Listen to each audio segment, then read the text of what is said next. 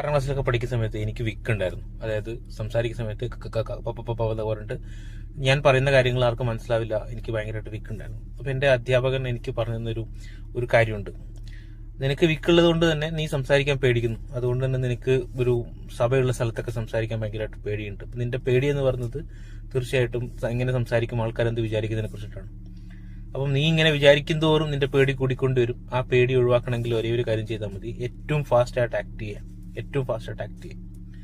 So ഈ ഒരു പരിപാടി എന്നോട് സാറ് പറഞ്ഞ സമയത്ത് ഞാൻ പിന്നെ അങ്ങനെ അനുസരിക്കാൻ തുടങ്ങി. എന്തെങ്കിലും ഒരു പരിപാടി ഉണ്ടെങ്കിൽ ഒന്നാമത് ഞാനായിരിക്കും എന്ന് പറയുമ്പോൾ എനിക്ക് മറ്റാൾക്കാർ എങ്ങനെ പറയുന്നു, എന്ത് പറയുന്നതിനെ കുറിച്ചിട്ട് യാതൊരു ഐഡിയ ഇല്ല. So I act first.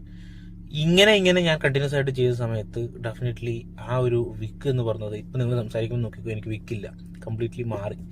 Like വലിയൊരു ഒരു അനുഗ്രഹമായിരുന്നു ആ സാറിന്റെ ഒരു സംഭവം. അപ്പൊ പല ആൾക്കാർക്കും ജീവിതത്തിൽ പല കാര്യങ്ങളെ കുറിച്ച് പേടിയുണ്ട്. പേടി എന്ന് പറയുന്നത് നമുക്കറിയാം, അത് സമയം അതിനെ വെച്ചുകൊണ്ടിരിക്കുമ്പോൾ കൂടി ഗ്രോ ചെയ്യും. ഏറ്റവും ഈസിയസ്റ്റ് ആയിട്ട് മാർഗം അതിനെ പേടിനെ ഇല്ലാതാക്കണം എന്നുണ്ടെങ്കിൽ ഏറ്റവും ഫാസ്റ്റ് ആയിട്ട് ആക്ട് ചെയ്യാവുന്ന